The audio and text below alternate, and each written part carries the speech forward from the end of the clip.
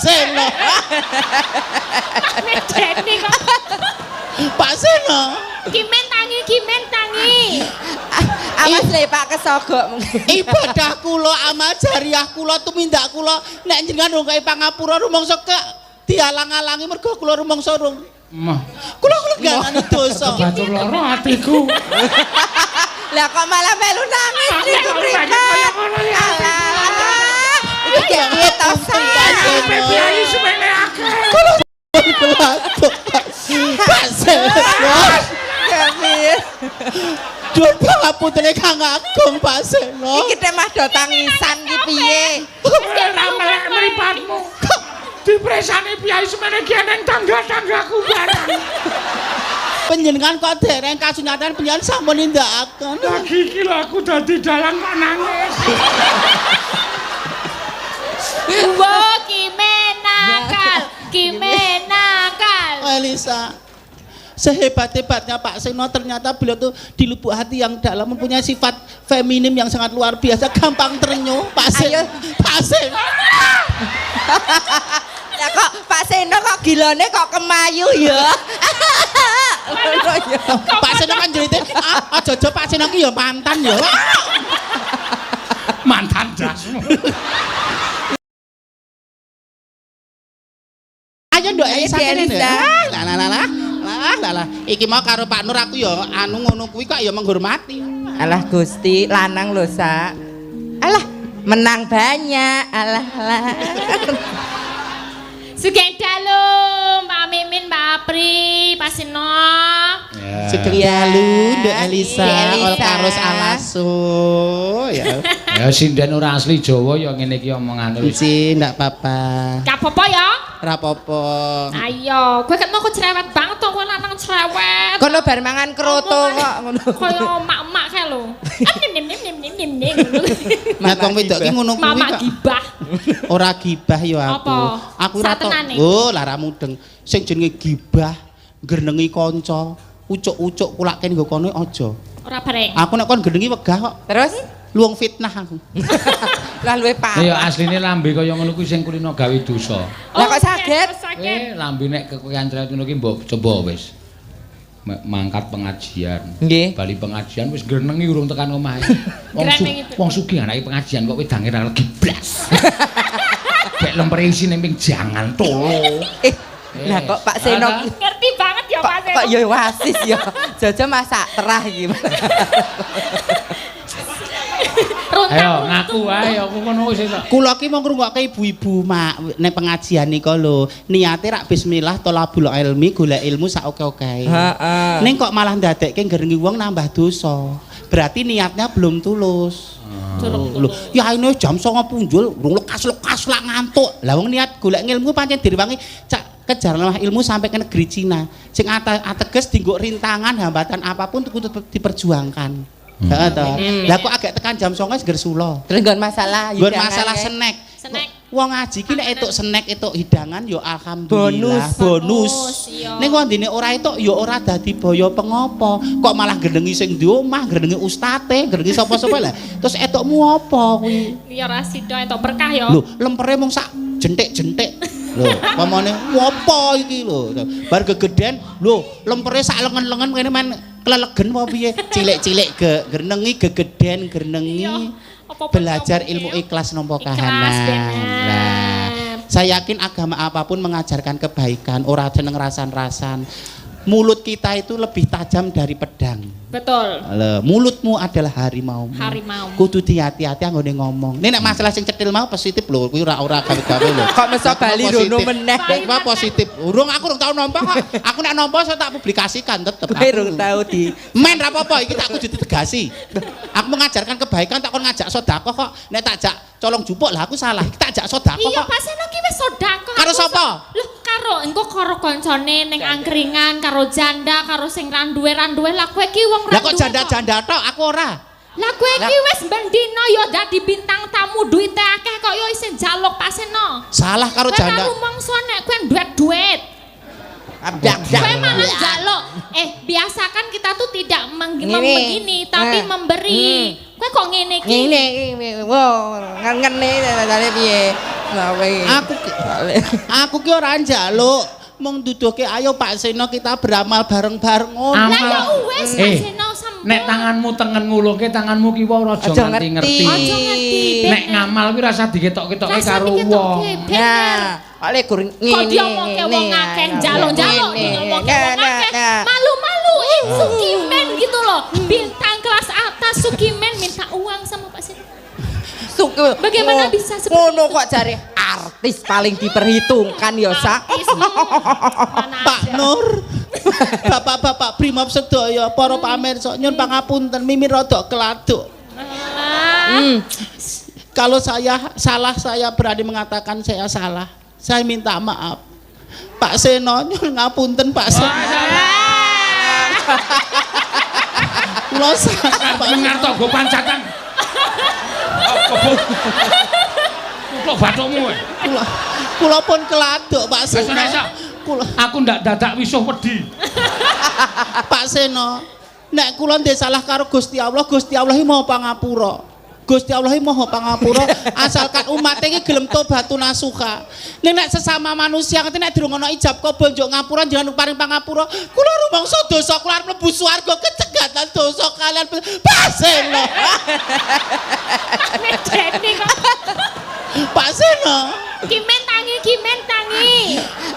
Awas le Pak kesogok.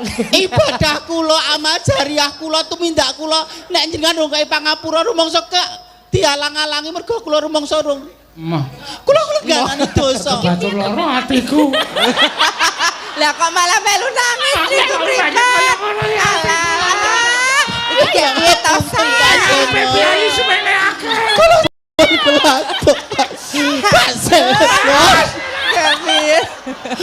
Duh pangapunten Kang Agung Pak Seno. Iki nek mah do tangisan iki piye? Ora melek mripatmu. Dipresani piyai semene ki ning tangga-tanggaku barang. Dikira aku ora tau nyumbang. Asu. Lah kok Pak Seno. alah iya.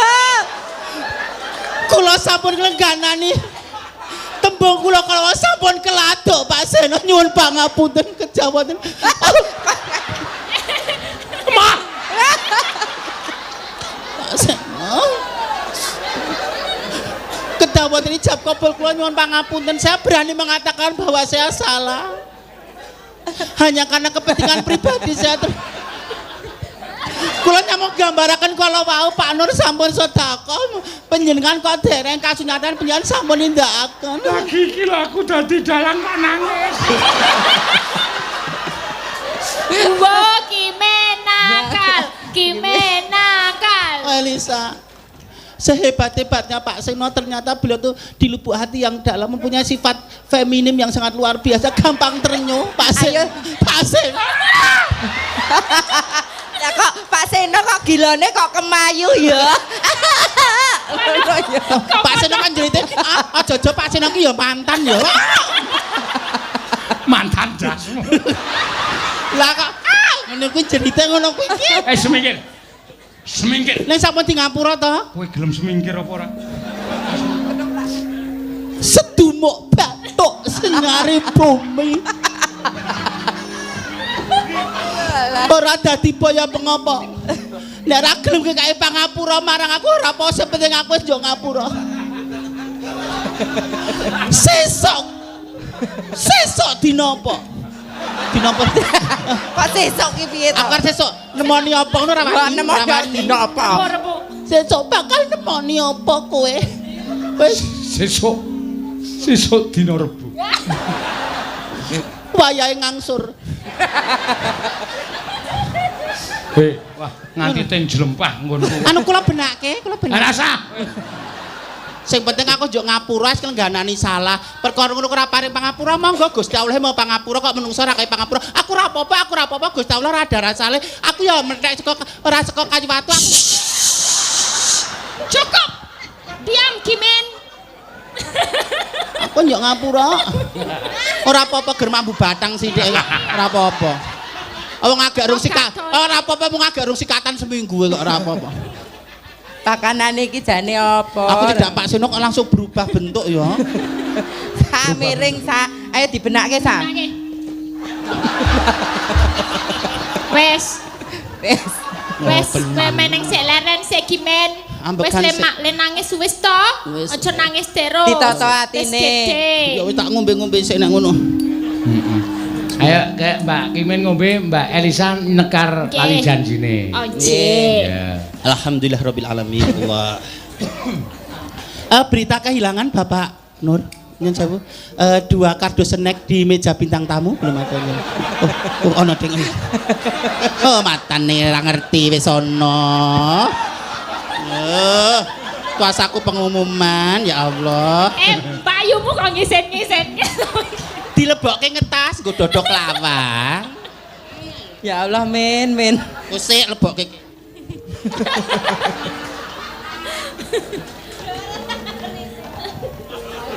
Ayo karo nembang, Duk. Nggih. Saja gagasku. 5 lho mlebu. Minggu muga-muga lali kaya nggak ingi. Bokonge terus Nggak lali. dihubung semut. Ndak lali man men berkah lan barokah tak rewangi nyunggi gelungan tak rewangi nganggo kaya ngene dibungkak golek pangan to. Dadi jangan menyanyikan makanan ra itu. Oh, ngono. Men berkah. Ayo nok kaki. Dina Minggu kang tak anti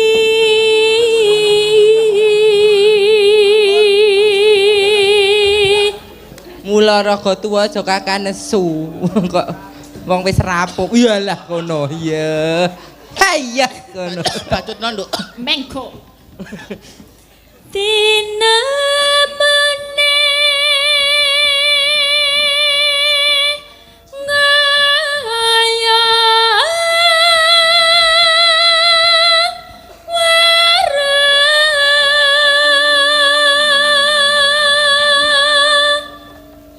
jebul mong lali janjine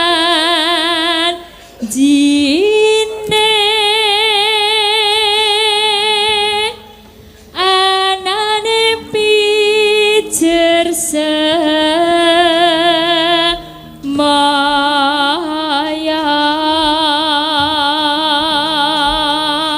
Pinter golek. pinter golek alasan nganter-anter hangan duka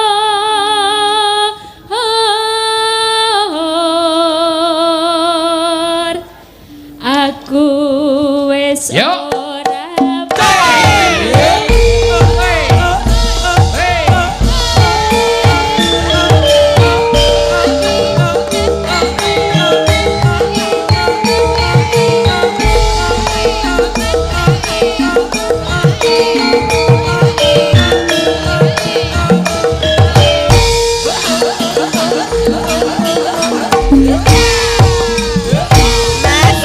Dina minggu sing tak tunggu kowe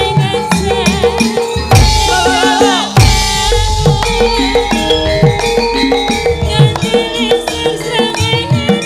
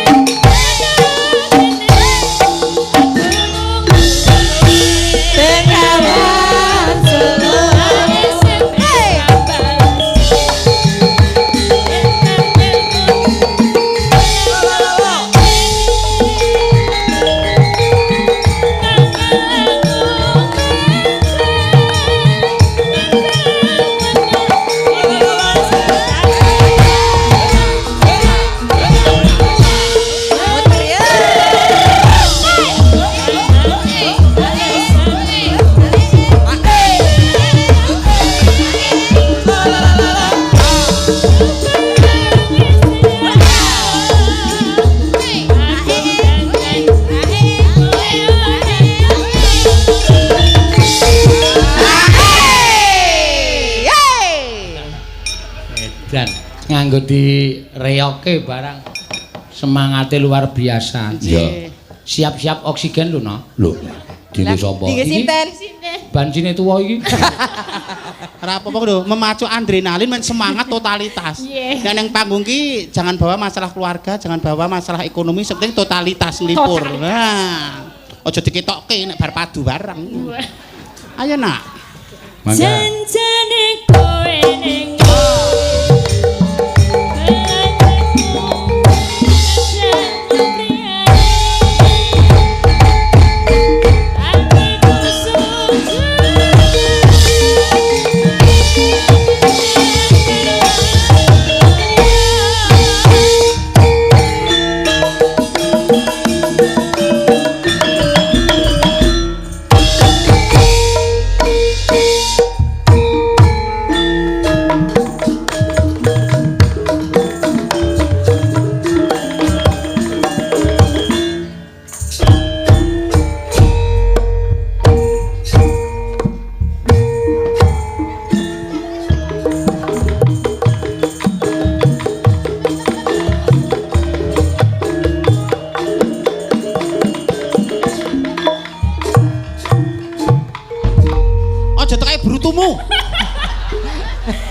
Pancen kaya kaset jaman bener dhisik kae. ngendikane Pak Seno. Pancen butuh oksigen. Oksigen ya wis. Saya nglentreh jogete mah kaya pitik memeti ya suwe. Ayo wis 43 kok umure kok. Nih, Ning tesih cantik nggih, Mas. Mas. Ora, ya tenan kok ayu isih ayu nek disawang nggo sedotan es kae. Iya. Ora lanyan ki cantik dalam segi apa dulu? Dari Mbok segi apa? menawa Mimin rupane ora ayu tak akoni. Iki kok kulitmu kok belang-belang ki panune mbok ditambani. Kok panu toh kadas kok niki. Pak parah. Iya. Cih. Terima kasih. Sampun nggih. Matur sembah nuwun Mbak Elisa. Ya. Mbak Elisa Orkarus Alaso. Kok ora kowe sikik terus? Biasane omong apa wigatine, apa perlune? Kok terus ujuk-ujuk. Bablasen, bablasen ujuk-ujuk. Kula terus ujuk-ujuk ngejak aku karo Bagong. Lah iya. Men wektune ndang cekak-ceket mergo jame iki ngoyak. Mengko nek awake dhewe ora ndang cekak-ceket ndak malah ora prayoga kedadeane. Lah iya. Adicara apa iki? Iki mengeti ya kuwi ulang tahun Brimob sing kaping 74. Penyanyi Bapak Dansat Brimob Komisaris Besar Polisi Nur Hudaya SIK sing wis kepareng nimbali karo awake dhewe. Panjenengane uga mbuka wiwara seni lan budaya. Ana ing Korps Brimob kene, ana ing markas Mako Brimob kene. Ayah. Matur panuwun tanpa pepindhan. Muga-muga tetepa jaya. Tetepa pinter nggone bangun kasantosan minangka dadi cagak tuaing Negara Kesatuan Republik Indonesia. Brimob di garda terdepan. Ya, betul itu terus. Heeh. Mako ya apa, Gong? Markas Komando. Mako, ya kudu hafal. Brimob Brigade Mobil. Woi. Pinter. Wis maca sore mau. Coba ora maca mbok modar.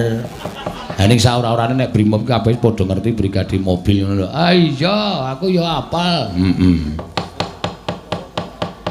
Iki minangka dadi garda terdepan keamanan lan tansah njaga marang NKRI Negara Kesatuan Republik Indonesia. Jangan sampai dipecah belah to. Ya. Ora entuk. Pokoke dasar negara ya Pancasila, kesatuan. Ya. Persatuan kudu diutamakan, bener. Aja nganti dipecah belah nganggo apa wae. Wis rono piye gempur.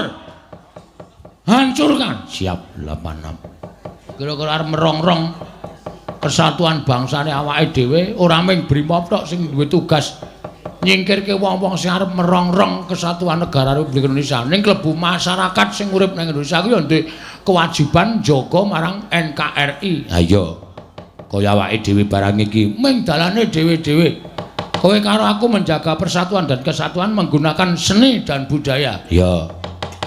Ngono. Nek para bapak-bapak saka Brimob ya pancen nganggo senapan dan nganggo pistol. Ya. Perang. Ya. Ning apabila mungkin misale misale negarane iki wis kebacut perang, tenan ki nek dhewe ya dituntut perang lho, Tru. Ha iya. Awak dhewe melu perang, wah rampung mungsuh. Heeh. Mergo licik kok mesti awake dhewe. Ha iya. Ora wani adu arep mesti ngelimpang-nglimpe. Ha iya sing ayo merangi waton menang kaya gong ora. Ya muga-muga tetep merembaka ya truk wayangan muga-muga ora ming pisan jiki nek pancen danyang semara bumi utawa Gusti sing nitahake awake dhewe iki tresna karo bengi iki le padha penyanyi Bapak Nur Hudaya wis kepareng mbuka seni lan budaya ning Mako Brimob kene sesuk taun ngarep upama udu awake dhewe ya tetep nggelar kesenian. Ya sapa to lho? Jatilan ya kena, ketoprak ya kena, angguk ya kena. Cocok. Manggre muni angguk kok cocok ora. Senenge ra jama-jama. Aku nonton pisan dan ketagihan ya. Ketagihan ning boros. Ha iya. Ya ora apa-apa areng ya nyenengke kok ya. Heeh. Ayo ditembangke tetembangan sing kepenak. Sing sindene ya urung kabeh padha tampil ya, Truk. Ha iya. Ya, sindene do ditampiling. Heeh. Tampiling ora. Sindene do ditampilke. Ya. Alon-alon waton kabeh kurata terus ngerampungke cerita. Lah iya aku ya nggenahke karo Pak Nur mau. Lakone sidane napa niki komandan? Teng plakat kok wonten sing nulis Semar bangun kayangan niki Semar wis kesel tenan komandan. Semar wis bendina bangun kayangan wis danane wis kentekan. Terus Pak Nur dah jumenengan pari kesit siap. Rada beda sithik ya Gong. Yo nembang sing kepenak sapa ngaturke sinden sapa? Aku tak ngaturke sinden sing pojok lor-lor kabeh kae ya, Tru. Ya. Prastiwi mau wis tampil. Heeh. Wis mendampingi Pak Warno. Ya. Kidule Prastiwi. Ya. Sapa iki? Mbak Wayu Krisnawati. Heeh. Monggo katuran jumeneng. Mbak Wayu Krisnawati. Heeh. Hah? Oh, monggo Pak, badhe nyekar menapa arep nyumbang lagu e. Heeh. Wis ket sore mau. Heeh. Nggih, monggo Pak. Waduh. Engko gek taman mini kudu.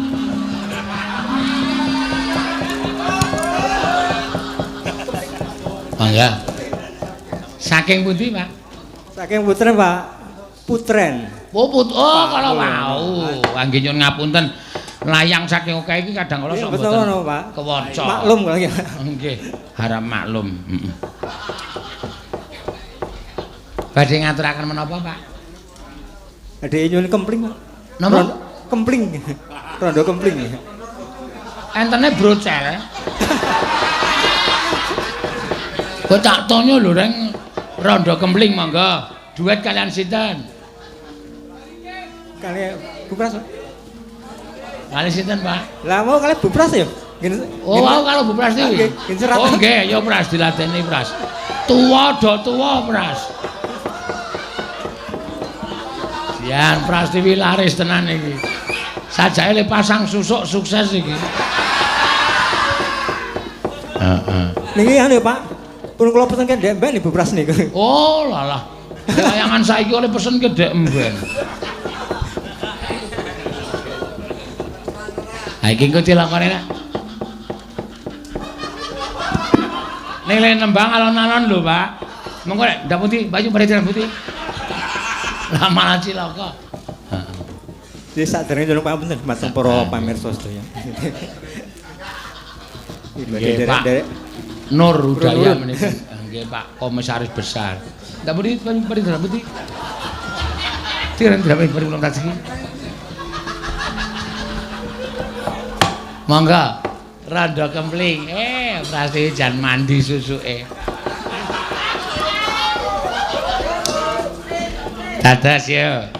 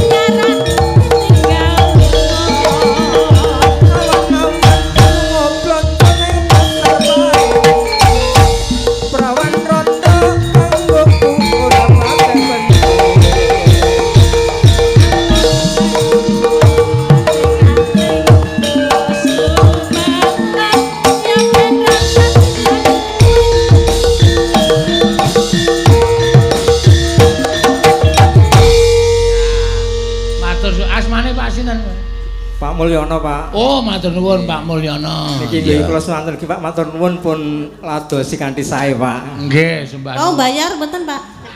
Bahaya niku. Bayar. Oh, nggih pundi? Hah? Mboten napa-napa dibuka. Sesere mboten, Bu? Ampun. Sesere mboten. Ampun. Ampun ya, Pak. Nggih, sesel mengke nyesel dhewe. Pun nggih, Mas Bagong. Nggih, heeh.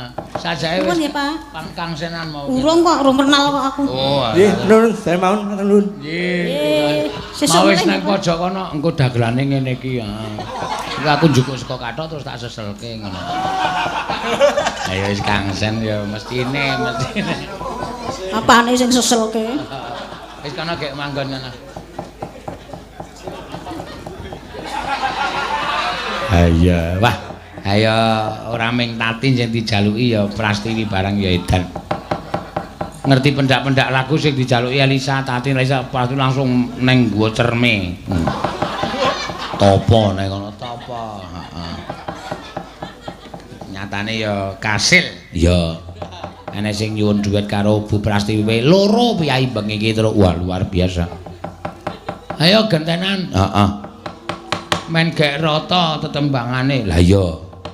Sapa sing kepareng arta kon nyekar? Ayo Anting, njajal Anting. Heeh.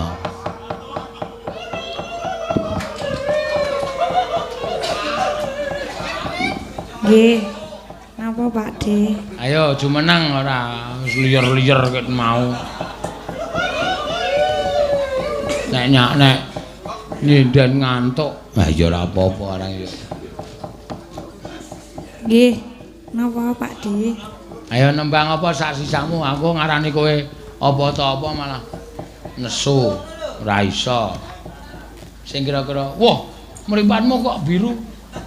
Nganggo softland saiki. Wah, edan. Engko alah. Wis mulai nganggo softland barang. Jenang gula nggih Pak De. Jenang gula lali aja lali. Heeh. Ya, jenang gula. Arep tok bawani apa pelok barang? Asmarandana. Asmarandana awas anggere blero. Heeh. Saiki nek Slendro mulai blero saiki. Ya. Asmarandana. Ya.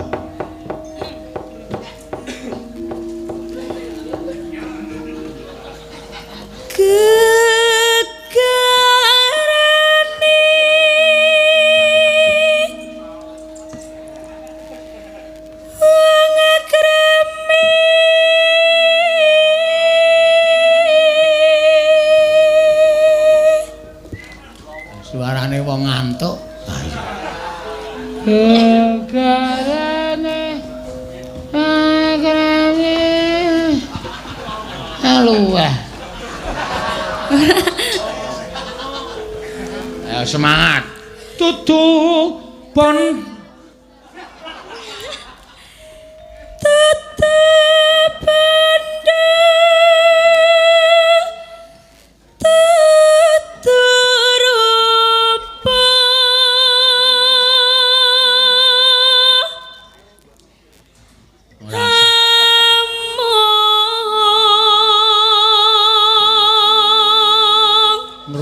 tetembangan. Ah iya. Udut nganggo kipa. Kipa kene ale ngenehi enak ya, Tru. Heeh.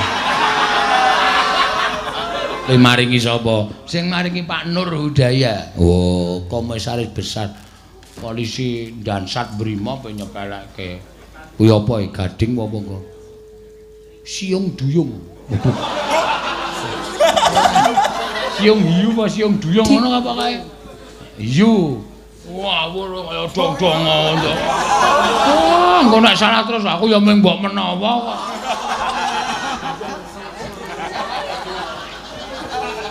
Karingane Pak Nur tak anggo terus ya. Wah, ya enak.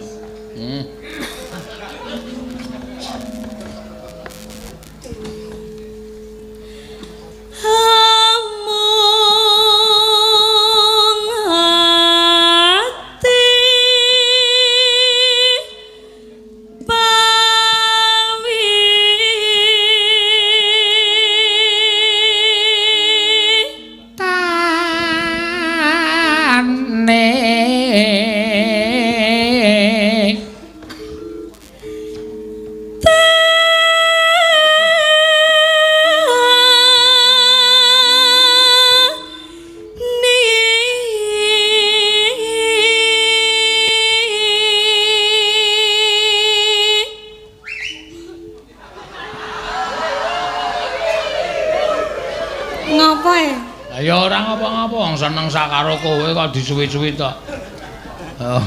Gelem kono wong kaedan. Ae joget iki kae engko. Luput, lusut. Luput pisan.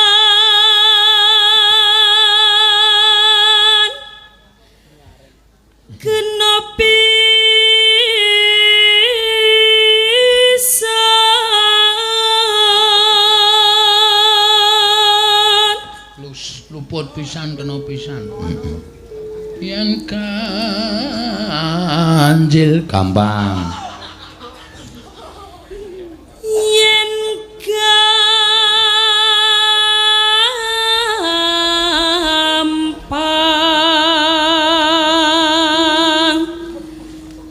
luwe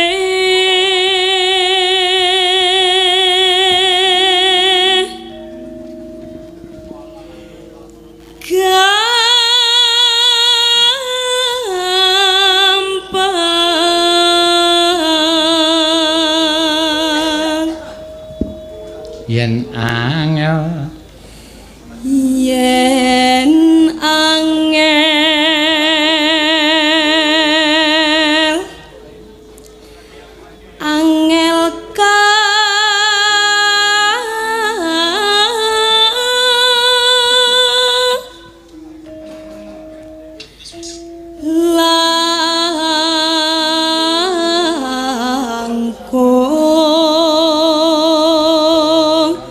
tan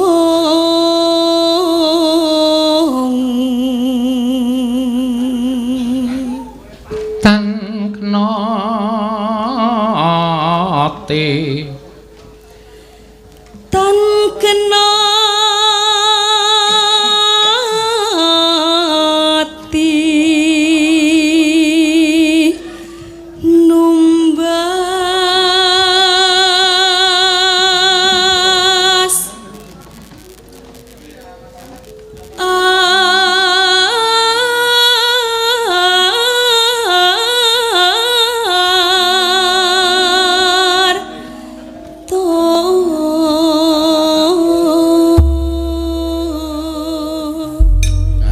terakhir iki mau sing ngangetrangke. Tan ken sepira to, Tru? Tan kenati nombas. Salah.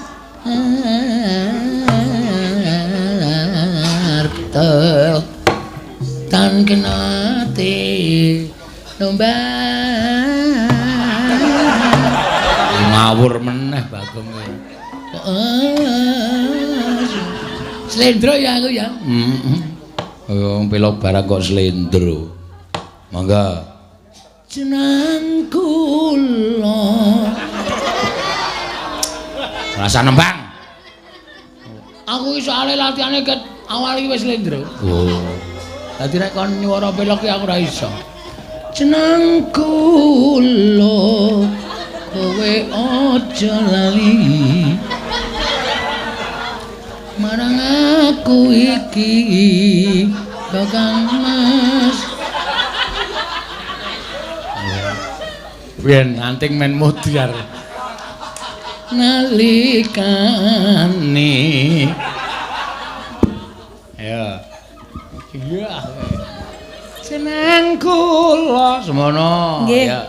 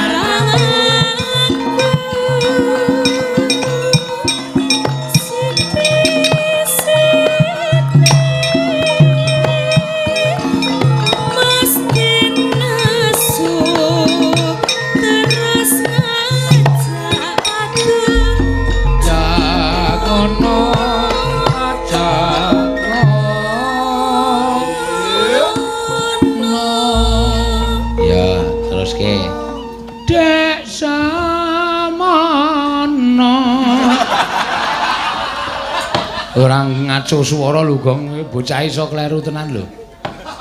Kleru lho kok Pakde. Ya ora apa-apa, ya.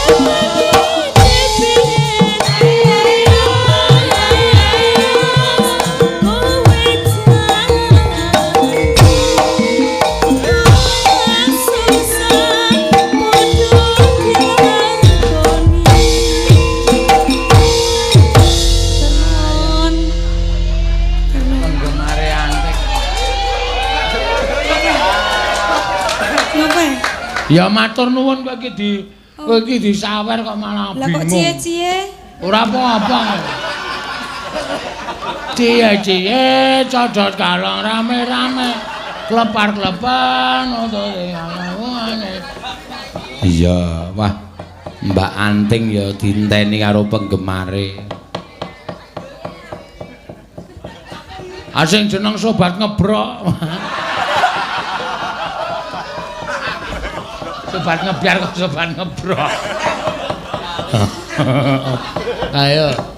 Kaose barang wis dadi. Ah iya. Topine ya wis dienggo. Heeh ya. Wah jan.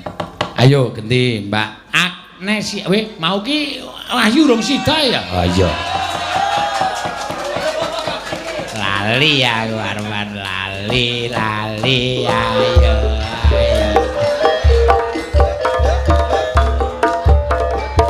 Aja dadi bebeda mesakake aku. Ayo yuk, ayo main pentas. Engko sing terakhir Agnes, ayo. Ayo.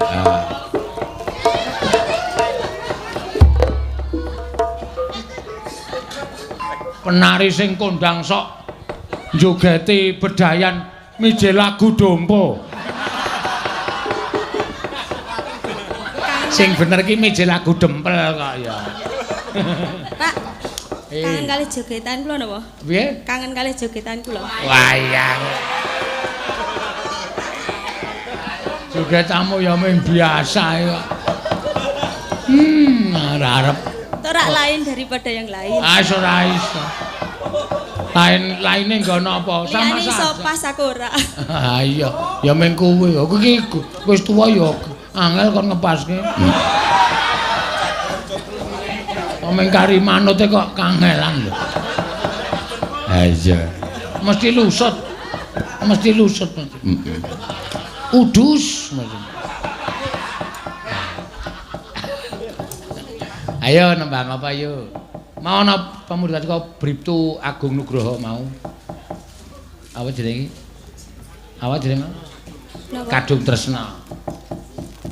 Ya, oh kecil ya.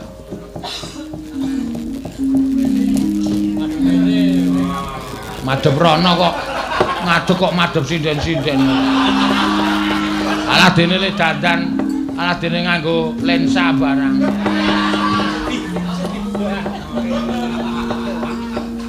Sing dinaiki kaca irunge ayo rambegan.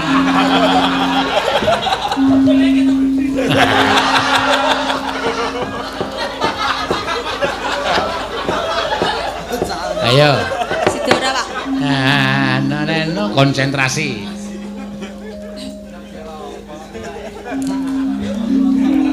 Rino wengi dadi ati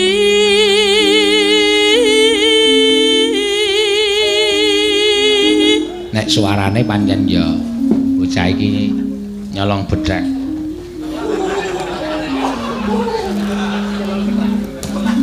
Kowe ngapa itu? Nyolong bedhek kok nyolong bedhek. Tanpa dahar, tanpa nendra. Ayo ora duwe. Ayo. Nek arep dipangan apa? tanpa dahar tanpa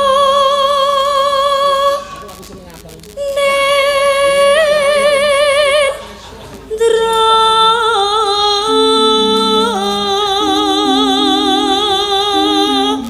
kayung yon marang wong watuk digeguyu. Engko nek sakku nglucu geguyu wong watuk kok digeguyu. Ki watuk tenan e. Kene setan tenan.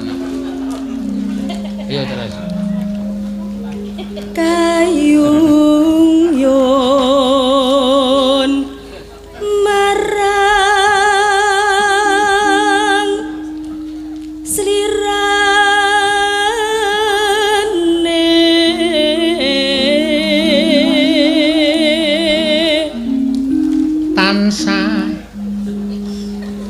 tansah kumawanging Netrogen. Netra.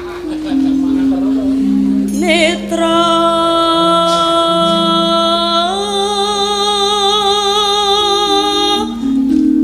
Anoman cancut. Kudu anoman obong kok ora. jero ati Adung bayan. kadung Bayan. tresno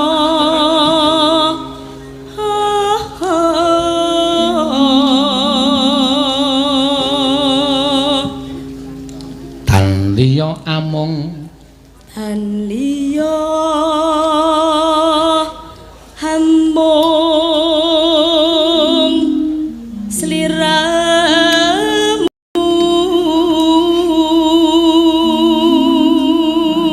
saiki wis gelem latihan ketoprak barang terus. Oh iya. mboten Wong aku ngerti fotone kok. niku ki mbak Mbok menawar dinggo prahmen. Ana sing njaluki prahmen ning nggon wayangan ra wis siap. Lanange wayu anu wedoke wayu lanange nurboe.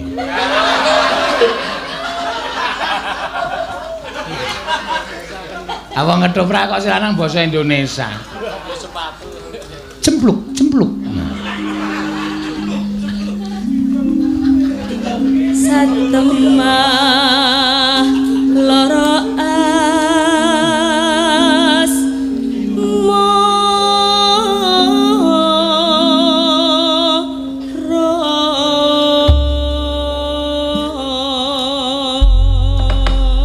Ya, lamat wis katon tejane tunong detunong. Ah, kuwi jogetane alus. Tangan tengen maju, sikil tengen maju. Ya. lamat wis katon tejane yen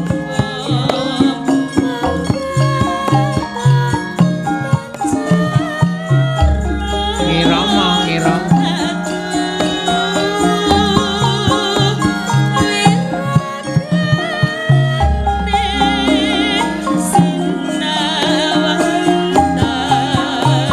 Hamba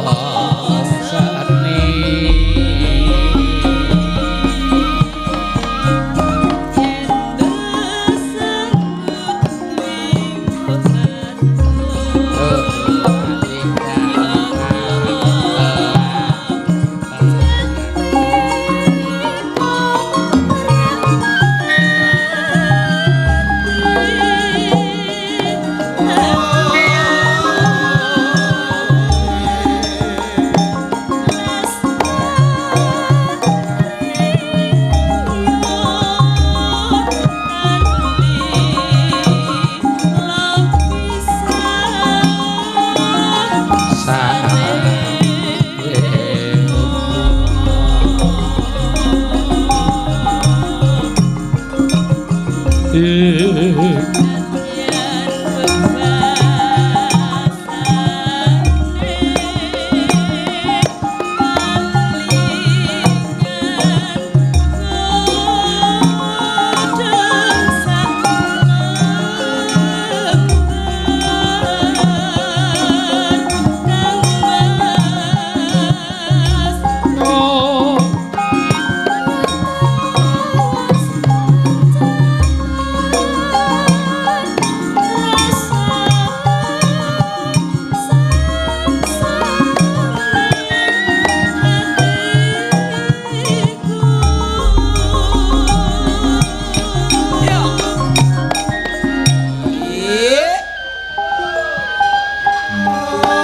Hitungane wong jogete rak. Lamat wis katon tejane kentang dedet entang kintek entak kinting kintang. Ndak iki buang. Le buang ki rasa ado-ado ndak ngenengi kancane. Nah, iki hitungane ngono, aku kowe mau ora? Lamat bos kentejane. Yen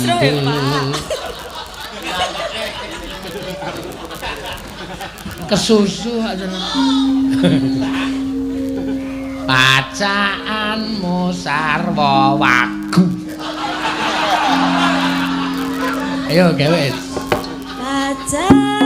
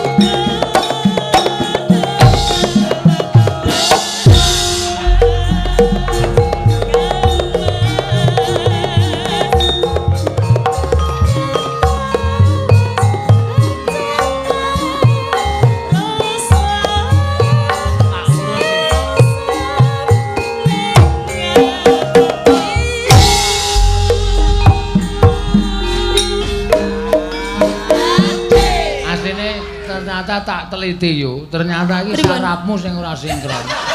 Piye to? Sarapmu iki kudu tok presake. Ora ngira ngono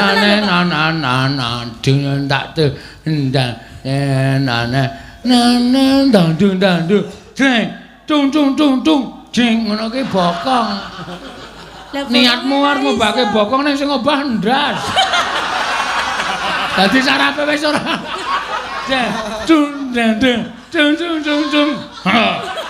Kok kene lho.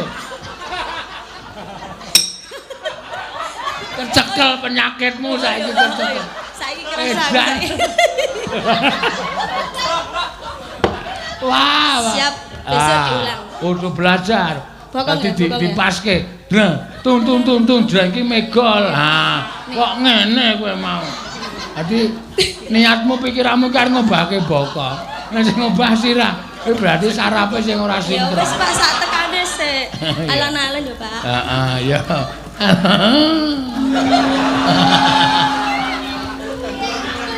Yo. Nah,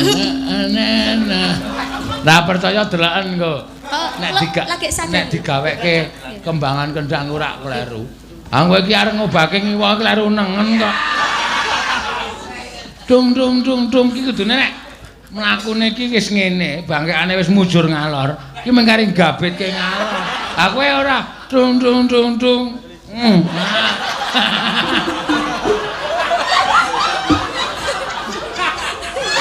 Malam idul. Kok kaya ibu-ibu nunggang motor. Reting iwa menggok nengen. Ora wani. Pak. Ora wis wani. Sip ya. Ya mangga. Bacaane sarwa. Anak iki sing maeka yoga iki. Dung prok. Mula sok dipaslin. Ting. Nek carane mobil ki dipaslin dadi nek Ting. nggono. Den kok dikandani. Nek sing ngono ki pas kowe maju wae, nek aku biasa wae. Ya, Ting. Peliri. Cokor sisan. Yo, serius ya. Na dung. Jene. Enggak ora robah aku. Hah? Kowe nek ora obah bojomu ngetoprak lho. Oh ya. Ha iya kaya. Yo gawe. Bacaane sarwa asri.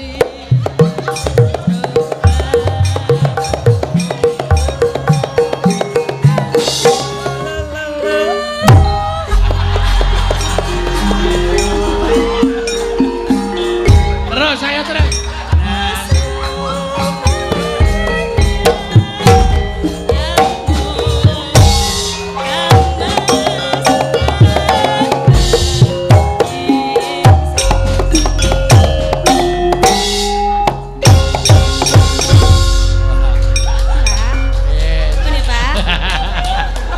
Iya wis. Sangone ra, Pak? Hah?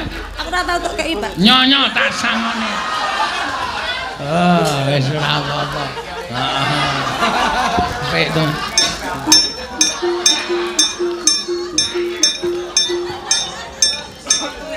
Nggo tuku paslin. Anggere megol kok nyuwara. Bacaan tung krok. Ya ora apa-apa ya. Ya apik ya rek. Wah ya karang kabeh iki ya kudu dijajali ngono kuwi. Heeh. Ha iki kidule dijajal ora ya? Apa? Kidule dijajal. Wis kidule men menikmati ndahar kewaci cap Rebo.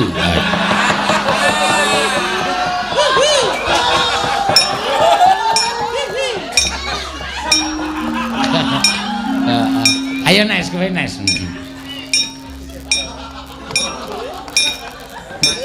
Mesti le nyokoti ngene. Oh, dar wae.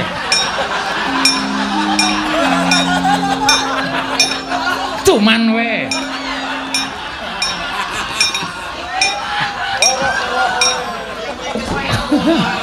Ayo saking mangkele kaya dar.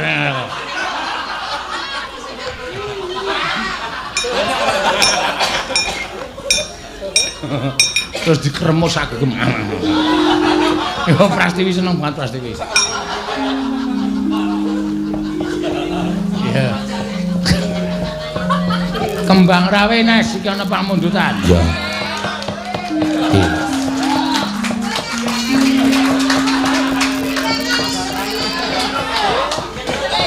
Ha saiki iki karang sinden ki duwe pethingan dhewe-dhewe. Elisa ki diarani si podang kuning. Heeh. Terus apa jenenge iki? Apa jenenge iki? Apa jenenge? Tatin ki si lali jiwa. Anu. Lali janjine. Maaf. Heeh. Terus si sama jenenge iki?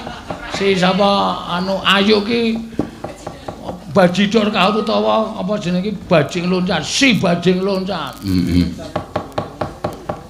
Nek si Wahyu. Si Malakama. Iya. Agnes ki si apa jenenge iki? Anu jenis si kembang rawe. Ha iya. Ora sanggo bawa, langsung wae. Langsung gedruke. Gedruke sik, gedruke ping 3 ambles bumi. Gedruke ping 3 ambles bumi apa ora? Mangga ya.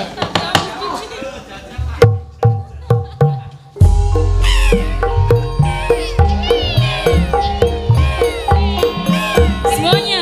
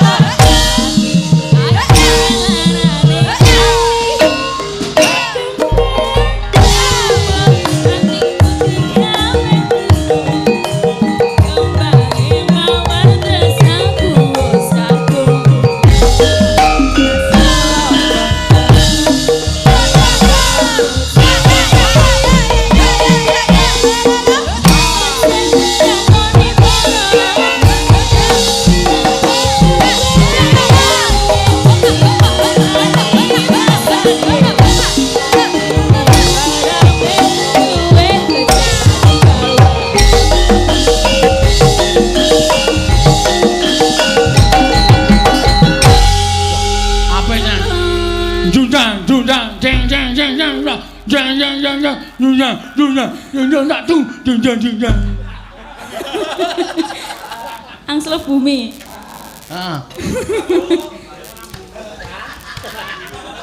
Piye kok ora ana sambutan? Ayo digayengke. Ora. Uwis kok. Hah? Uwis. Wong donya. Oke ngopo? Uwis kok. Uwis. Aku nek lagi seneng-seneng ngene iki dipedhot dalani sengit lho, Tru. Iki lagi gayeng lho iki. Cuy. Damar mati mulya. Siti lunga pasar babi mati Semar mendem. Do re mi sol jeneng kata kaya. Miring.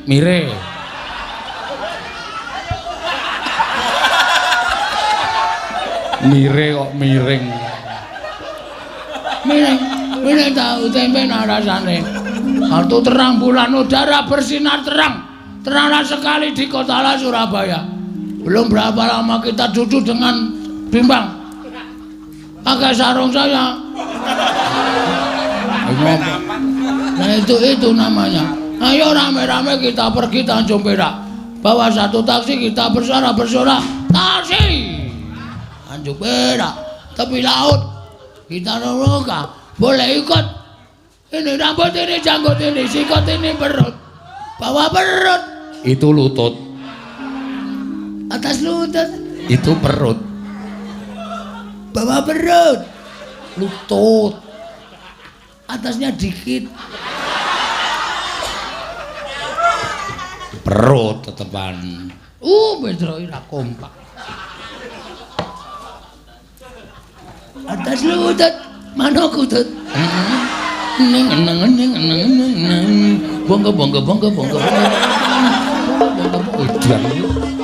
Iki arep tak metle kok pokoke. Oh iya. Anu man si gedhe putih sowan paman sengkung nih.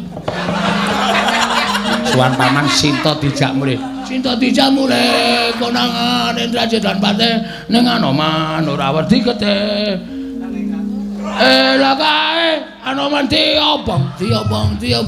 Tegang bilung, Mbak. Oh, ora katon. Kogong bilung wae. Mangkene kabeh dadi areng. Nana muga wae gandang cintaku sekanyang-kanyang koder. Karo kowe cahayu sing bakul lembar tulen dalare kowe caca puter-puter. Wis ben nengki wae to nengki wae. Ben keplak kapok ora. Ayo. Wong donya.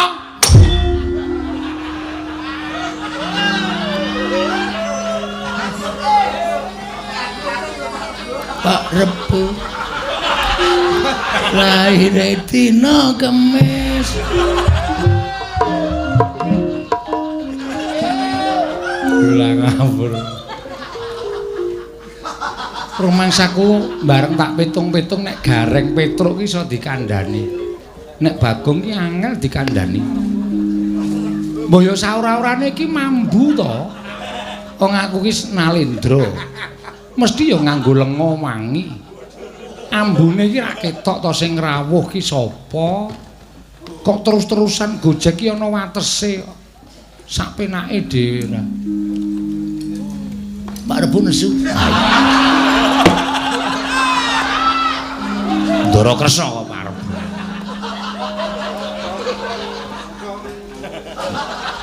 Siap dan mundur teratur.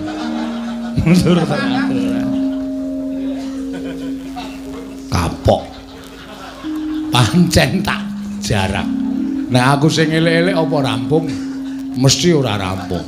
Ning daramu sing elek-elek cep klakep ming cangkeme Bagong sing turah. Ki sumbere titenana wing komen. Bales. Pripun Ndara? Kakang Semar kowe tak kandhani ya, nggih. Mulane Kanjeng Hyang Wirata tak boyong marang negara Ngastina bareng lan sak lakuku uga putuku Parikesit uga Kanjeng Hyang Utari uga tak boyong marang negara Ngastina dina samengko iki jalaran bendaramu Yayi Kalimataya dina samengko lereh keprabon lengser keprabon Kakang wong donya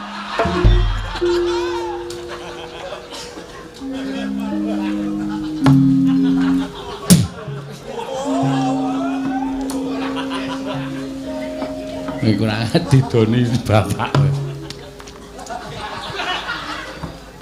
Idune bapak iki murakabi lho, Tru. Mula Kang sangka kuwi wektu dina iki ayo derekno aku Kakang Semar. Nggih. Monggo Gus kula derekaken. Miyat langeneng kalangkiwan aglar pandan moncar. Tinon ler kekonang surem sorotetan badan kasur lan pajaring purnameng gekono dasari mangsa katiga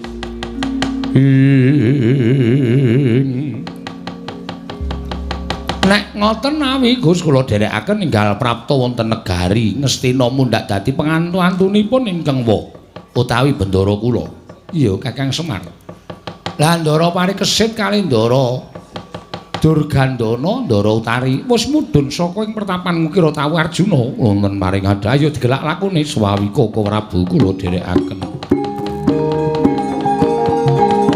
Semareka den prayekna semuriris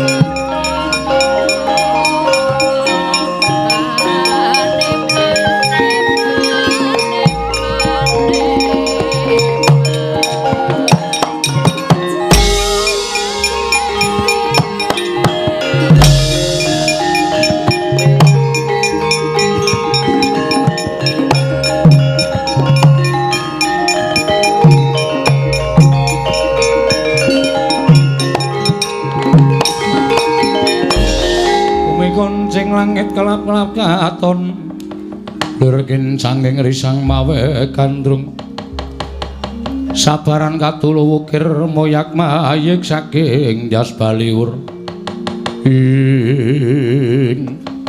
laju lampahing Sang Arjuna miwanoto Ndarawati datan kantun nenggih Sang Parikesit miwah ingkang eyang nenggih Sang Matsapati tuwin ingkang Ibu Dewi Utari nando gandeng nuwun sing mapan wonten ing satlanging dranggung prasekawanan nenggih wonten satunggiling jejaka nenggih ingkang nami Bambang Wiratmoko Bambang Wiratmoko tuhuat majanipun Bambang Irawan ingkang patutan kelawan Dewi Titisari nalika semanten adreng nggenya pamit kelawan ingkang Ibu nedya ngamuningani jumenengan wonten negari Ngastina dadak sakuling mangke rawuhing Sang Wisantara putraning Raden Wisanggeni merpeki ungganing Sang Wiratmoko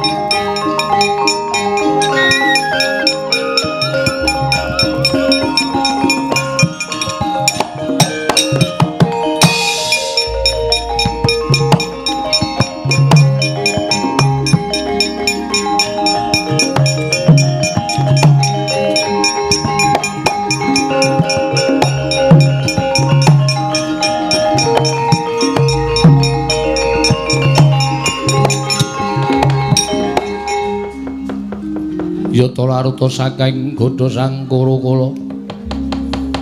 Yen namutusa Sang Sri Wiratmaka misantara eneng apa? Nalika semana kowe janji karo aku, iya. Mapan ana ing Delanggung Prapatan kene ngwigati sapatemon merga niatku karo niatmu mau wis nyawiji, gane kepengin nonton kelawan wisudan ana negara Ngastina. Jare Ngastina bakal ana wisudan Alindra-anyar. Ya kuwi Prabu Parikesit. Ya pancen mengkono. Malah aku wis pamit karo Kanjeng Ibu Titisari. Semono uga aku wis pamit karo Kanjeng Ibu Kencana Resmi. Nggonku pamit nalika semono malah aku diparingi dawuh karo Ibu Kencana Resmi yen to saktenane peranganing Pandhawa kuwi isih klebu eyangku. Eyangmu sapa? Wong aku sawarga Raden Wisanggeni kuwi atmajaning Raden Janaka. Lah, Raden Janaka kuwi panengahing Pandhawa. Mulya aku diparingi palilah nonton marang jumenengan ana ing negara Ngastina, malah yen perlu yen bisa ketemu karo Raden Janaka, aku bisa nyembah marang ngersaning Kanjeng Eyang Janaka Wiratmaka. Gunjang Kanjeng langit kelap-lapaton. Derkin sanging risang mawe gandrum Wisantara kowe nyemoni karo aku. Lho, nyemoni piye to? Aku go nampa dawuh pandikaning Kanjeng Ibu Titisari yen to satemene wong atu aku ki atmajaning Raden Janaka. Ah, kowe sing nyemoni aku. Kowe ketoke kaya Maida yen aku iki putu Janaka. Ora, aku go putu Janaka. Lho, apa ya ngono? Iya. Jarine Kanjeng Rama sawarga Raden Irawan kuwi atmajaning Raden Janaka. Kanjeng ibuku sing paring dawuh mengkono Wisantara. Wah, lah nek ngono kowe karo aku ki isih sedulur Wiratmaka.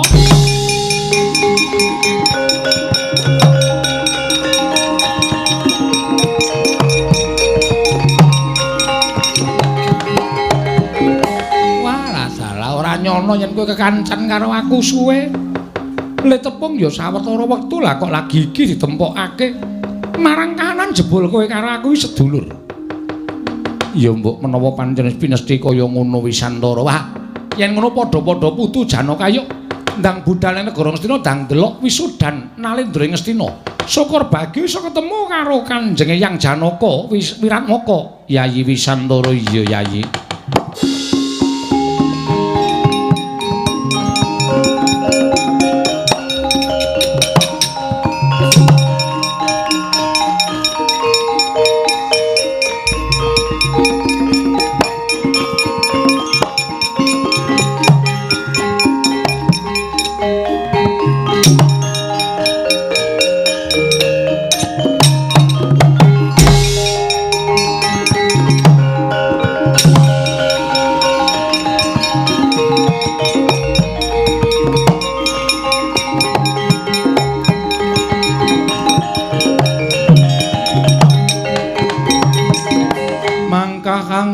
Sesumbar lindhu bumi gunjing kumaludha kuntur ketup lumembak penyukang kumahambang dosang Wisnu Bathara.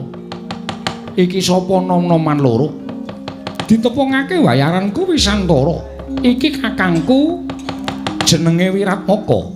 Wisantara karo Wiratmaka ya ana wigati apa dene kowe sajake bakal lumaku adoh. Pancen kepara nyata, aku bakal budal marang negara Ngastina. Wigati aku bakal ndelok wisudan Nalendra-anyar ning negara Ngastina ya kuwi Raden Parikesit. Sinambi aku bakal goleki eyangku ya kuwi jarene Kanjeng Ibu, aku kuwi isih tedhak turuning Eyang Janaka. Semono uga aku uga isih tedhak turuning Eyang Janaka. Mula praptaka ning negara Ngastina iki mengko sayekti siji kepengin nonton wisudan Nalendra-anyar. Ingkang mangka loro dawing Kanjeng Ibu babar pisan. Aku kudu ketemu karo eyangku Janaka ing wigati aku ngaut pepadaning Kanjeng eyangku Janaka. Aduh putuku ngger putuku.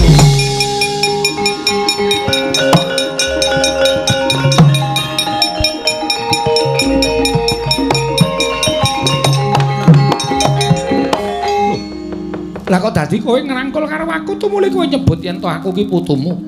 Yen pancen kowe durung ngerti ditepungake wae aku iki mbahmu Raden Janaka.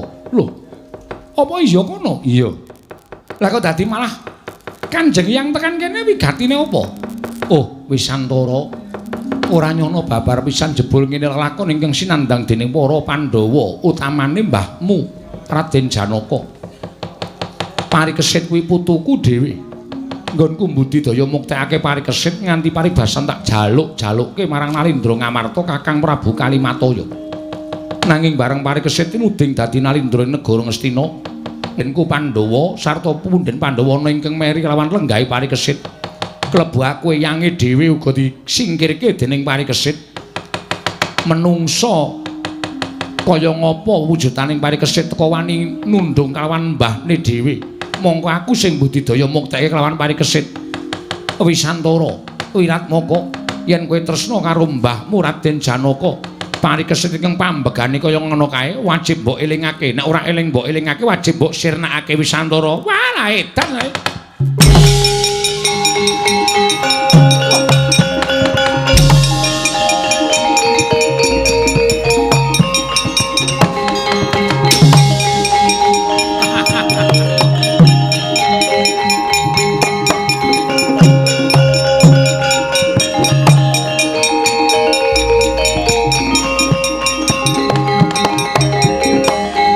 Ora jeleh kerti windu nggone bakal gawe rusak ing kulawarga Pandhawa. Yen perlu turun-turune sawarga dipikut dening Raden Werkudara. Iki turase Janaka mesti padha muring ana ing negara Ngastina. Wah, lah dalah. Aku kelakon males ngudi tuwuh lara wirang sedane wong tuaku bebasan nabok nyilih tangan ora tak lereni penjangkaku legane ati.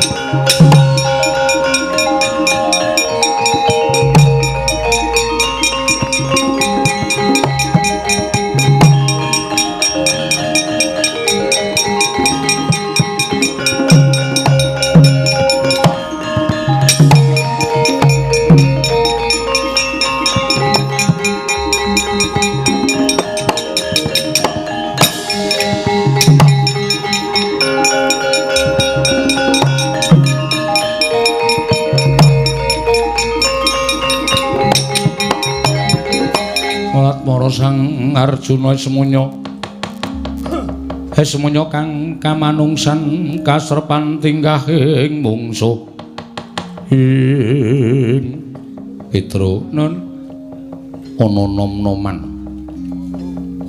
nyegat dalan mepalangi karepe Janaka kaya tau weruh pasuryane ya Gong. Heeh. Sing arep iki kok jebles Ndara Wisanggeni. Engko gak anake mbudu. Ndara Wisanggeni po kagungan putra. Ah ya sapa ngerti wong jeneng ya Rabi kok ya. Ditangleti mau Ndara sinten? Nom-noman kowe sapa? Kon karo aku Wisantara. Sing mburi aku Wiratmaka. Saka ngendi? Aku saka Ndrepsila Geni. Aku saka Pertapan Yasarata Raden. Ndrepsila Geni Petra. Ditanjihke Somo ngerti ketemu karo turasing sampeyan piyambak lho, Den. Wisantara. Apa? Aku wis hafal kelawan kayangan Ndrepsila Geni. Aku mbiyen duwe anak jenenge Raden Wisanggeni. Aja ngawu gawar ngawur kowe. Kuwi bapakku. Kuwi bapakmu. Iya. Yen ngono kowe anak Wisanggeni. Iya. Iki anake Bapa Irawan. Kuwi bapakne Wiratmaka. Petruk iki putuku dhewe, Petruk. Wisantara.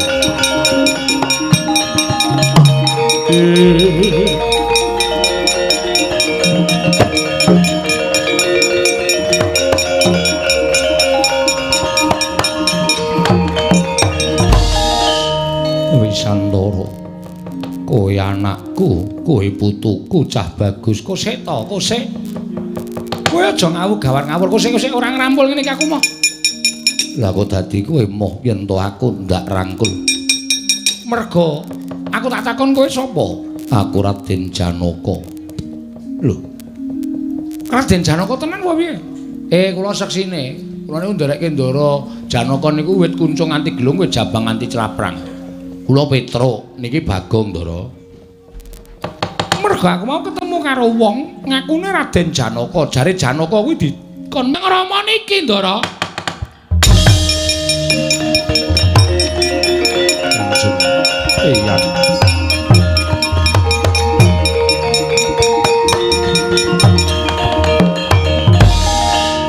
Boten nginten babar pisan. Bilih kula nyuwun pangapunten kula dipun blusukaken dening panjalmaning jajalanet ora mokal putu. Pandhawa menang nggone perang gedhe Bratayuda isih akeh trubusaning satru. Telik Mangindrajala ingkang bakal gawe rusak ing para Pandhawa. Wisantara Wiratmaka putuku cah bagus. Ayo tak kanthi menyang negara Ngastina. Mresani sarta nonton kadangmu ya kuwi putuku si Parikesit nggone dadi ratu ing negara Ngastina. Monggo Kanjeng Eyang. Ayo Kanjeng Eyang, aku nderek Kanjeng Eyang. Ayo Petruk nggih, monggo Ndara.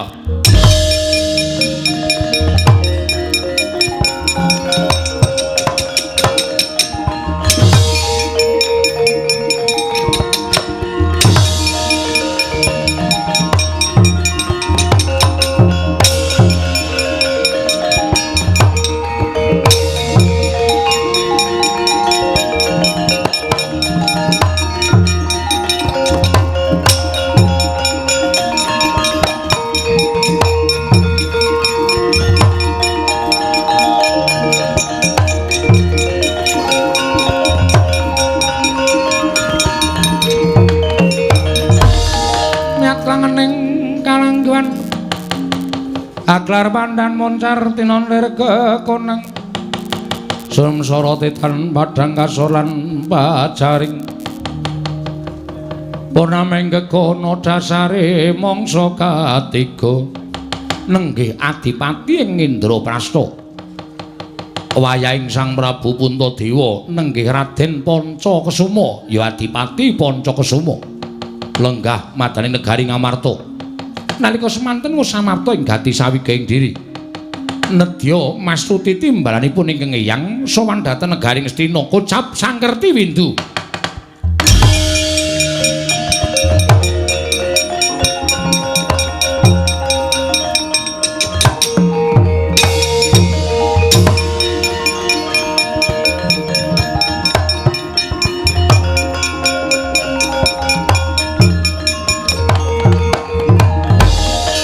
Yata laruta saking godha sangkara kula yen amutusa Sang Sri nuwun sewu menika sinten yen kowe ora manuh karo aku ora jeneng mokal jernyatane lagi iki sak pejagong lawan Sang Adipati Ngamarta Adipati Pancakesuma panjenengan sinten ditepungake wae aku Kertiwindu yen kowe matur kelawan aku pernahe paman mergo aku kuwi putra Plasa Jenar.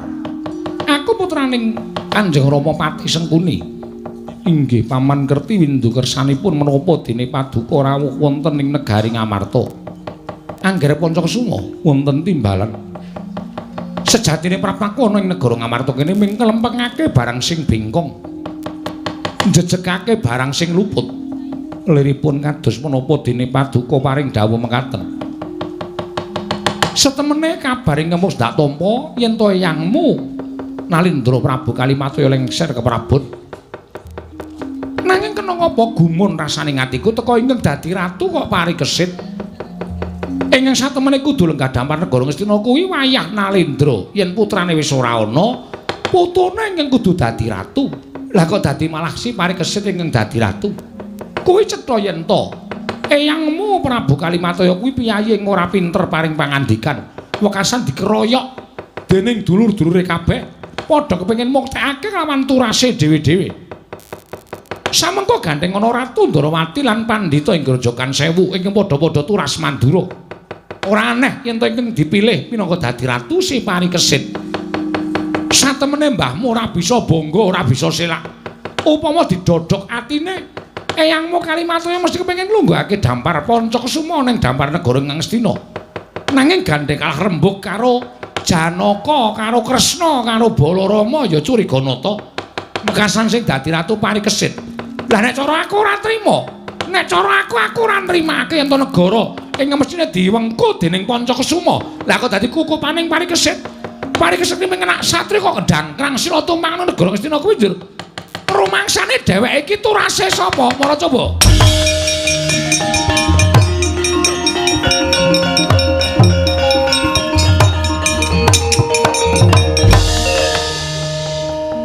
Sareng kula petang-petang jebul menapa ing sampun maduka ngendikaken menika leres Paman Kertiwindu.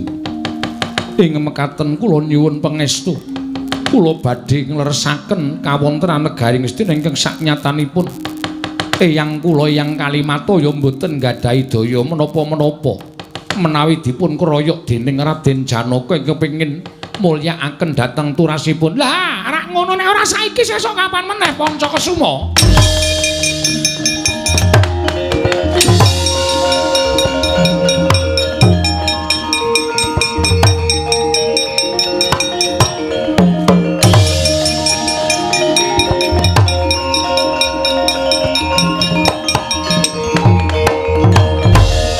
Swela wonten dawuh Paman. Ngene iki cara sing supaya iso awake dhewe males lara wirang lawan wong tuane awake dhewe. Upama kowe karo aku ampyak awur-awur negara Ngastina sepira to kekuatanmu lan kekuatanku. Penangane mung ana telu aku, Danyang Swela lan Dursabala. Kanjeng Parapaduka ayo. Aku wis bebujuk wong loro. Siji Wisantara Wiratmaka anak Janaka wis tak bebujuk supaya gawe geger Ngastina.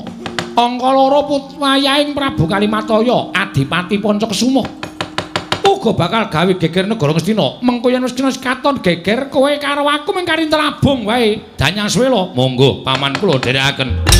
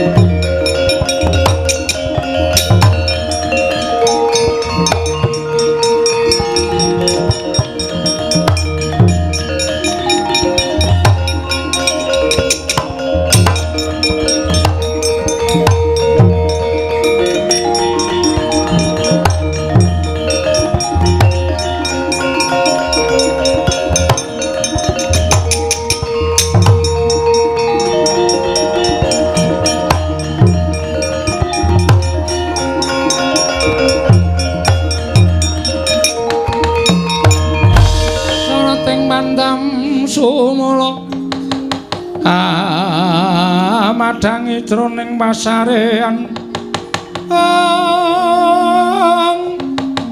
ngenangi wadana katon remo-remo kalingan ngrengeng sang diamanah engkong sumungkem guling ing Kanjeng Eyang gandeng Kanjeng Eyang sampun prisa menapa ing kedah linampan wonten negari Ngastina dinten sakmangke ingkang wayah pun Puntadewa sampun lereh keprabon tumuli sakmangke gandeng sampun wonten sowanipun wayah kula pun Parikesit mugi kepareng paduka Kanjeng Eyang Amisuda miwaha dhateng wayah kula pun paripurna Kanjeng Eyang jagat dewa Bathara ana ing umur ing wis ora isa diitung nganggo wilanganing driji ewadene yangmu ing Wirata isih bisa nyumurupi sapa ingkang bakal nyambung sejarah Ngastina ya Putu Prabu Kalimataya Putu Prabu Ndarawati putuku Penemban Curiganata lan putuku Werkudara. Nggih, wonten dawuh Hyang. Yo, Matsowati kakek kuwi. Ya wonten dawuh Kanjeng Hyang. Sineksen kiblat papat segara gunung isining rina wengi lan diseksekke dening para nalindra kang padha lenggah ana ing pawiwahan negara Ngastina.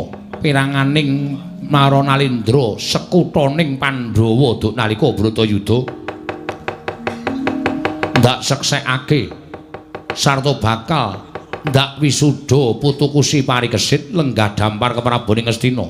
Arjuna wonten paring dawuh putumu dandan ana luwih dhisik nggih niki ngestaken dawuh Kanjeng Hyang.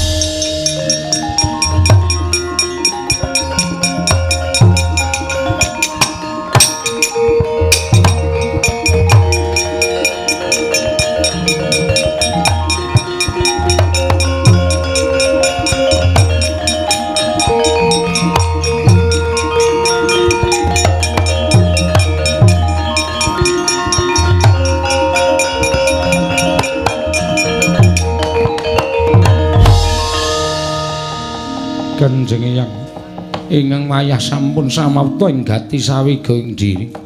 Ya, yen to pancen kaya mengkono, angambali aturing pun Hyang. Sekseke kiblat papat segara gunung isining remengi. Ingkang gumantika Prabu Negara Ngastina sak lengsering Prabu Kalimataya. Mugi sedaya haneksenana bilih wayah kula pun parikesit inggih paripurna ingkang badhe jumeneng keprabon negari Ngastina. Jejuluk Prabu Parikesit inggih paripurna inggih Prabu Dwipayana.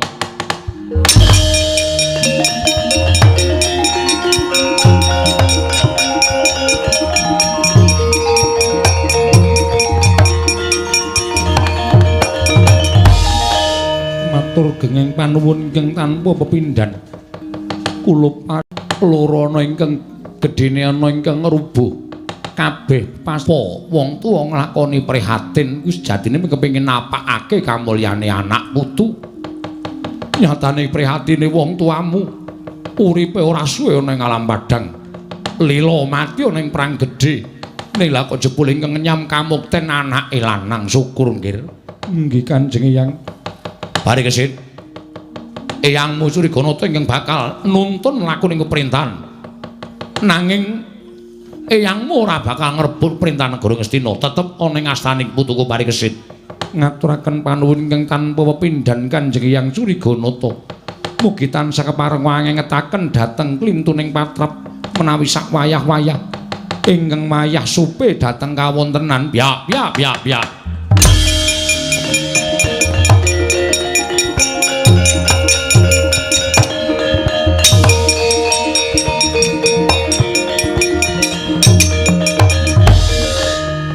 Petruk kantong bolong yogene. Matur sinuwun Prabu Dwipayana, sinuwun Prabu Parikesit. Wonten ing Jawi, wah mboten kanten-kantenan. Nyuwun mapunten sinuwun Prabu Kalimataya. Ingkang wayah Adipati Panca Kesuma duka-duka nglepataken sangganing para Pandhawa dene jumenengaken pepundhen kula Gusti Parikesit. Arjuna, putumu elek nonggir cah bagus.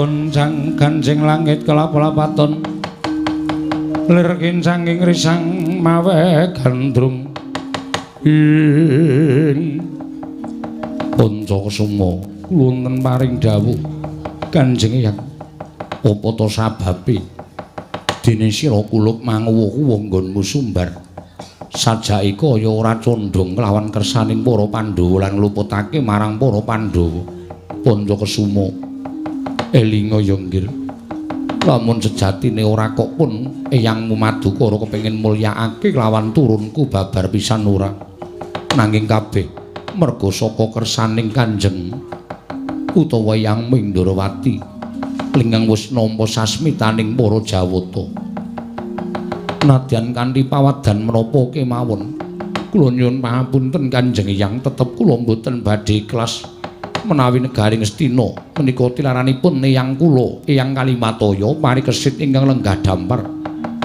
menika naminipun boten adil menika naminipun boten nuruti dhateng pernatan hukum utawi pernatan negari Ngastina nggih mumpung Eyangmu Madukara durung duka elinga ya cah bagus aja nganti ndedawa marang lelakon cupeten semene ayo ndak kanthi manjing manunggal marang negara Ngastina pancen kuwi ingkang tak ajab Eyang pokoke yen to Pandhawa ora menehake negara Ngastina marang Pancasuma rawi-rawi rantas malang-malang bakal tak putung kekuatanmu sepira to Pancasuma aja ngeyel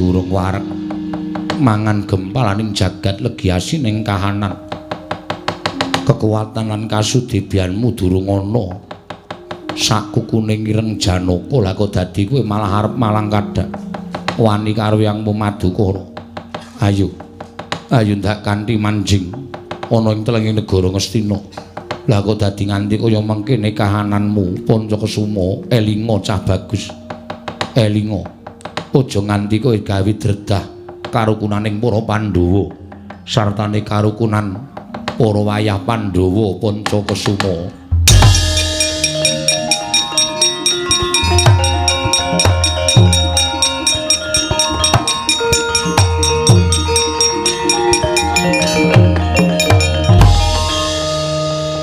sewu-sewu kalepatanipun ingkang wayah tadah wadana Kanjeng Eyang kula nggadahi pakarti kados mekaten menika kala wau krana dipun bebujuk satemah kobar manah kula sapa ingkang bebujuk kelawan kowe ingkang nami Paman Kertiwindu Kanjeng Eyang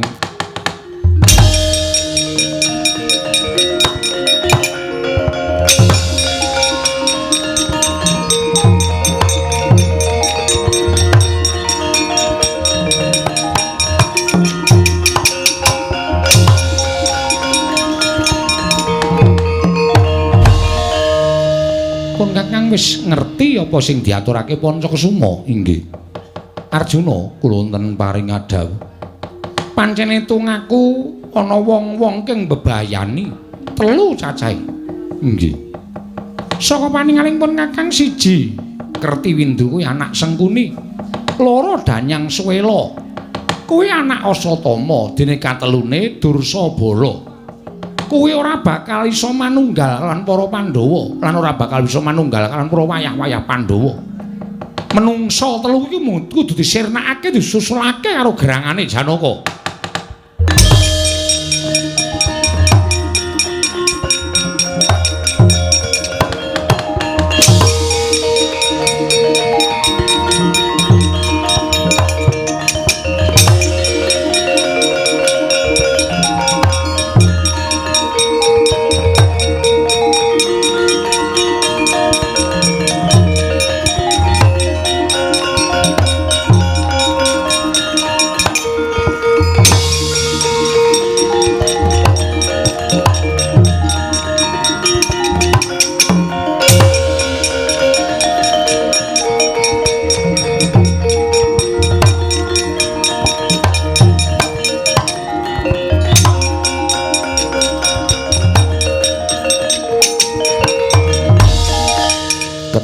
sampun negari Ngastina kok mboten wonten gegeran paman. Tasih ketingal ayem-ayem kemawon.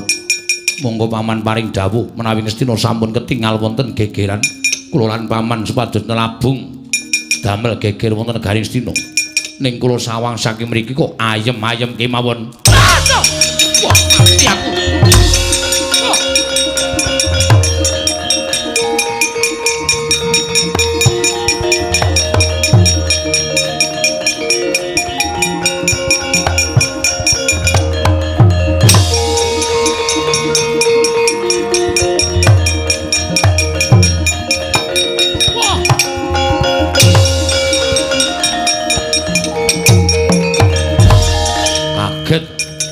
Paman Kerti Windu mati ana ing ngarepe Danyang Swela ketiban jemparing.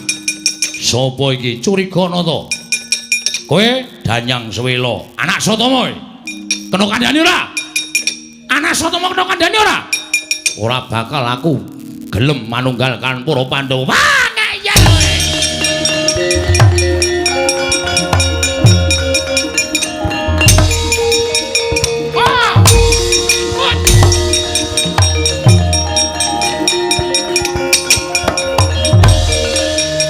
Iki apa? Iki Kiai Alugara, Kiai Nenggala. Kowe ora usah gawe geger kanan tentrem. Gawe congkrah kanan rukun. Ngastina wis tentrem, Ngastina wis ayem, tok gawe geger. Kerti Windu modar kowe arep nusul gerangamu ya. Arep nusul bapakmu. Nusul ning neraka kono.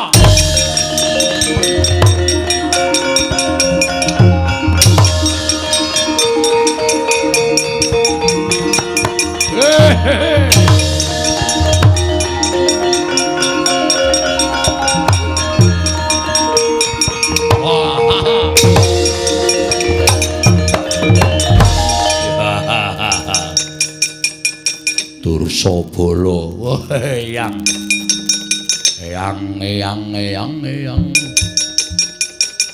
Werkudara ya belani patine Kanjeng Eyang Banjarjungut. Rama Dursala, aku Dursabala anake lanang nyusula mbahmu karo bapakmu. Aduh. Wah.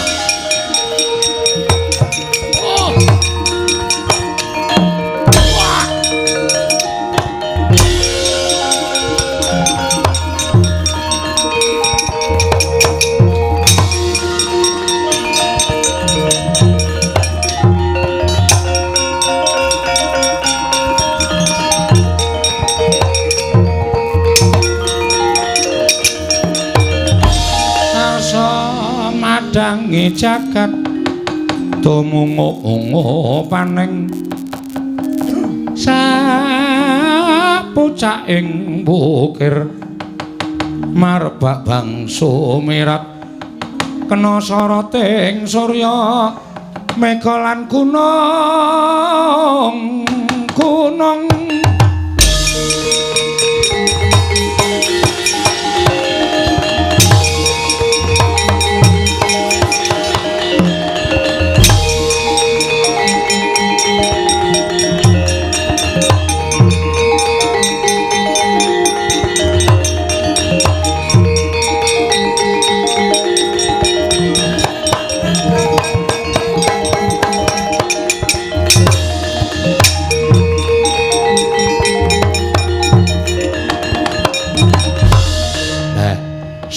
paripurna Ndara parikesit puskaj menengaken dados Nalindra mugi dados pengayom ingkang adil lan wicaksana. Semanten ugi kanthi ulang taun ingkang kaping 7 dasa sekawan. Mako Brimob mriki mugi tansah jejeg anggenipun ngasta kewajiban jejekaken negari Kesatuan Republik Indonesia tetep langgeng dumugi jaman menapa kemawon Ndara.